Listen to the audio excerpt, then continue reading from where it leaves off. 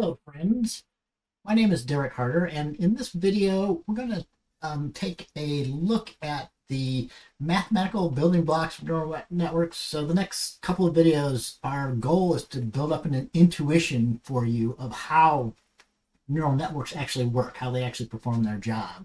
So understanding deep learning and neural networks requires a familiarity with many simple mathematical concepts. So things like tensors and operations on tensors, differentiation, and the gradient descent algorithm. So we're going to be, in the next couple of notebooks, we're going to be looking over all of that, okay? But in this notebook, we are going to start by just giving a simple example, a first look at a neural network. Okay, so building a neural network using the Keras API. So, after this, we'll look at more in the details of using Keras TensorFlow later on. But right now, we just want to give you a flavor for what a neural network is and what we mean by it. Okay, so another note for people watching my videos. So normally, you really should put all your import statements and global settings for a notebook up at the top. I will often violate that though in these videos because I'm often talking about actually using the framework, so I kind of want to show you doing the imports and things like that to get stuff. So let's begin. First of all, we're going to start by loading the MNIST dataset. So you may or may not have run across this before in previous work doing stuff with machine learning. MNIST is a dataset that contains 60,000 images that can be used for training, and another 10,000 that are usually used for testing. So the images are 28 by 28 pixel grayscale images. And they're images of handwritten digits. So the task is what's known as a classification task. So the actual image is a digit like 0, 1, 2, 3, so 0 through 9. So we want to build a machine learning model that can take one of these images as input and predict what the class is that's in the image. It's a 0 digit or whatever, right?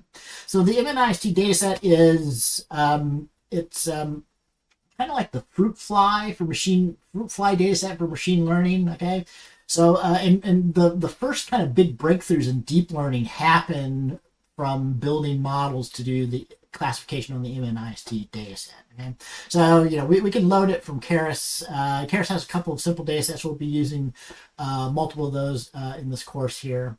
So we just loaded here. So we actually loaded in the images, the training images and the test images. So notice that these are loaded in as NumPy arrays. Okay. Notice the shape. So the shape for our training image, we have 60,000 training images. So this is actually a multi-dimensional array with 3 dimensions. The first dimension, which is normal for these kinds of data set, we call that the sample dimension. So each of our samples, training samples, we can pull out by indexing in the first dimension.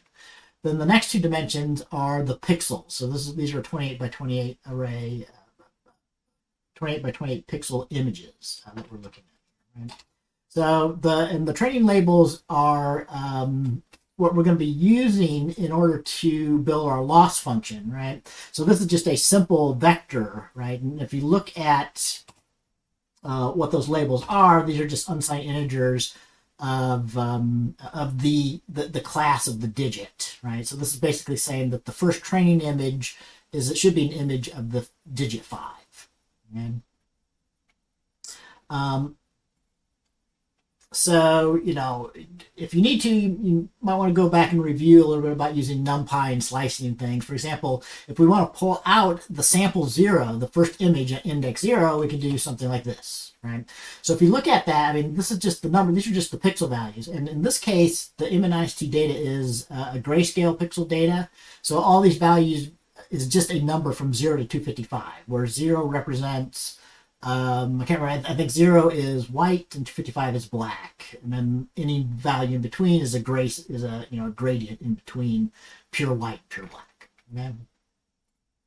So you can easily visualize. So we're pointing out. Well, okay, I'm pulling out image 1, 2, 3, 4. Let me pull out image number 0, the one that we just looked at above, right there, right. So by changing this, we'll slice out and get that particular image. So this is actually a 5, right? So you can see what these handwritten digits look like. And actually, I was wrong what I said. So the 255, I should have known that from the context here. So these images come out on the grayscale as black anywhere that the person didn't press their pen down, and they have white where they wrote the digit, right?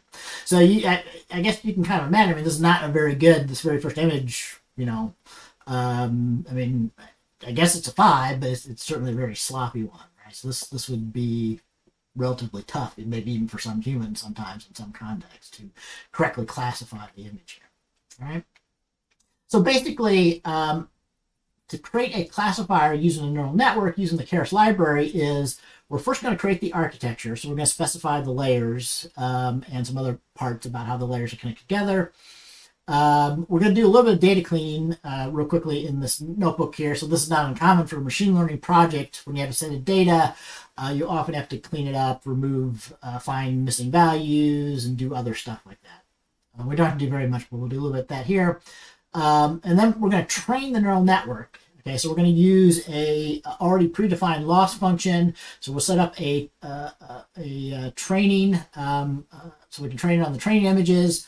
And then once we've actually trained our neural network, we can then actually use it to make predictions and evaluate its performance, right? Let's quickly look at the architecture for our neural network here. So in this case, it's going to be very simple. And we're using Keras. Like I said, later on, we'll get into more details about the Keras API. But this one simply has 2 dense layers. A dense layer means that it's fully connected, so that means every input, every output, every input coming into this layer is connected to every unit in this layer. And in particular, for this first layer, the first one, which is what in other places might be called one of the hidden layers of this network, it has 512 units in the hidden layer. And it's using a output activation function called ReLU, which stands for rectified linear unit. Again, we'll talk more about all these. Then the second layer is also a dense layer, so every one of these 512 outputs has a connection to all 10 inputs on the output layer here for this next dense layer. So these are both fully connected. And this is using an output activation function called softmax. Okay, so yeah, softmax means that, so this is going to have 10 outputs, and it's going to basically, the way you can think of this, the way the softmax function is going to work is you can think of this as a probability. Each one of these 10 will be the probability that it's one of the 10 digits, 0 through 9. So to make the model ready for training, we have to specify 3 more things as part of the architecture. So the loss function we're going to be used for the training, the optimizer, so the thing that takes the loss signal and tweaks the weights, and then some metrics to monitor during the training. So we're going to be using an optimizer called RMS prop, which implements the backpropagation and gradient descent. We'll talk more about all this. We're using categorical cross entropy. So for students of mine that have done machine learning before, this is similar to the loss functions used for logistic regression. It's basically the same kind of a loss function here, the categorical cross entropy. And we want it to report accuracy for us. So as it runs the model, we want it to tell us, how many images it's correctly classifying on the test data, on the data it wasn't trained with. All right. So a note for my students: if you're using the environments that I ask you, that I recommend that you use for the class assignments and class lectures, it will have, we will install TensorFlow that has Keras with it, and it will also install by default the support for the NVIDIA CUDA. So you'll often get warnings here, but usually you can ignore those unless you actually have a NVIDIA GPU, in which case sometimes errors or warnings. You might need to figure out what the problem is. In this case, I don't actually have an NVIDIA card right now on the machine I'm using for this lecture, so the CUDA fails to initialize, I believe, or something like that. So just a little bit of data cleaning here. So, for a normal machine learning project, you'd have to do a lot more cleaning. All we're doing here is the the data set that's given in the Keras library, we're going to flatten them. Okay, so we're going to actually, instead of inputting like a two-dimensional array, we're going to just input a one-dimensional 1D array of 784 inputs. So 28 times 28 is actually 784. So we have 784 individual pixel values. That comes as input to our first dense layer that we talked about before. Also, we do change the gray type from a integer number into a floating point value, which is what kind of Keras expects by default. And so by divided by 255, if I was to look at the result here, you would see that the numbers are now a value between 0 and 1 instead of from 0 to 255. Okay? So we do that both for the train images and the test images. So you notice that the shape now of our training images that we displayed it's two-dimensional instead of three-dimensional. So it has the sample dimension. There's still 60,000 samples of training images, and we have 784. And each sample has 784 pixels in one flat, one-dimensional array that gets put in. There was something that's missing in my version of the second edition of the textbook.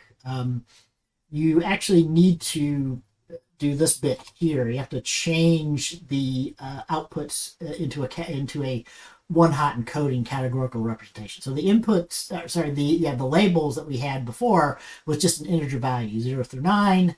So what one-hot encoding does is it changes it so that now we've actually got 10 outputs. So that's really what Keras is going to be expecting as the label for the softmax layer, right? So the target label for every one of the inputs is it wants to have zeros for everything except for the unit that represents the category that we're trying to output. Right? So in this case, again, this is the 0 point, so that should have been the fifth unit. Should output ideally for our loss function, the fifth unit should output a 1, everything else should output a 0, meaning there's a 0 probability it's any of these and a 1 probability it's a 5. Okay, so that's all of our data cleaning. So to fit the model using Keras, Keras is a relatively high level API. So all you have to do is call the fit function, and it will run a specified number of epochs doing that loop that we've discussed previously of feeding in inputs, calculating the loss function on those, using those as a signal for the optimizer, and then modifying the weights in order to reduce the loss function. So that's what's happening in the fit. So this is called fit or training in some contexts.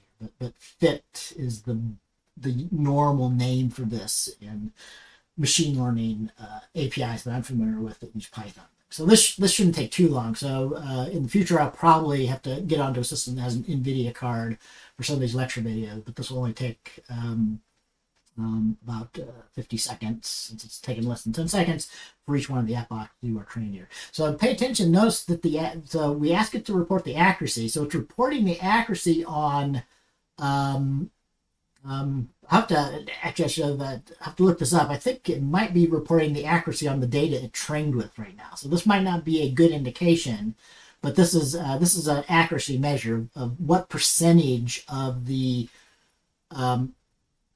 images it correctly categorized. Right. So it started out at 87%. Which I skipped over, but when we created the network initially, it set all the weights for the levels to random values, right? So even after the first pass from random, probably only getting like a 10% accuracy when the weights were initially random, it went all the way up to 87%. Right? It's also reporting the loss. So remember, we're trying to minimize the loss, that categorical cross entropy. So you should expect this to be decreasing. If it ever starts increasing, that means that your optimization is no longer converging, and you might have some kind of issue here. So notice the loss has gone down as we trained or fit our model to the training data. All right. And then finally, we actually have a model that's working, so we can actually now use it to make predictions, and we can evaluate its performance. So notice that the final accuracy was like 98%. So let's explicitly make certain that we're checking the accuracy on the test data. So you always want to see when you build a machine learning model like this. So the real question is not how well it does on the data it was trained with, but how will it do on generalizing and making predictions on data that's never seen before. So that's the purpose of splitting data into training and test data usually, right? So we only train with those 60,000 training images. Now we can actually use it to make predictions. So we can make prediction on any like individual image. So here we actually pulled out a single image and ask it to ask the trained model to make a prediction on that image. So it predict. So it's going to output the softmax function. Okay, so so yeah, you know, if you're not familiar with scientific notation, you know, this is scientific notation. So most of these are really very small, 10 to the power of -8, -9, right? So you can see that the only one that was significant was this one here. So 10 to the power of -1 means this was a 0.99 here. So if it's easier, we can suppress the scientific notation and show that. So basically it was given a 0 for everything except for this, which was, this particular digit was on the test data was, let's see, it's predicting that it's 0, 1, 2, 3, 4, 5. It's predicting it's a 7. It's pretty confident that it's a 7, right? So we can see, I already done this, we can verify that, yeah, in fact, that first image 0 in the test data is a 7. So I got that one correct. All right. So finally, though, like normally what you want to do when you're evaluating the performance of a model is something like this. I want to evaluate the overall accuracy on my full test data set. So we're going to do that here, right? So notice we're still using the same method. So you can pass in a single image or however many, if you pass in 10,000 images, you're going to get back 10,000 predictions. And you can use that to, I'm sorry. Yeah, I mean, you can do that with predict. So I made a little mistake in what I was saying there. So you can predict with one image or many images and get back individual predictions. The evaluate does the predictions, but then does the final evaluation of, you know, so the evaluation for softmax is we're going to do a argmax. So whichever is the highest one, we're going to predict that's the category of the image that was input, right? So after doing that, after taking the argmax, we can calculate the accuracy, and we also get the final loss here. Notice that our accuracy on the test data set was 98%. Okay? So yeah, I was probably wrong with what I said initially. So this is probably the accuracy on the data it's being trained with. So this is a better feel for how well this model is doing. It's getting about 98% accurate on data it's never worked with before. Okay, so, you know, the 98% isn't bad, although I mentioned previously that the MNIST dataset was one of the things that was used for kind of the initial breakthroughs in the early 2010s that really people really figured out how to do deep learning so it could work with large number of layers. So the state of the art for MNIST is something like 99.995% or something like that, right? So 98% isn't bad, but with Keras you can get a much better model.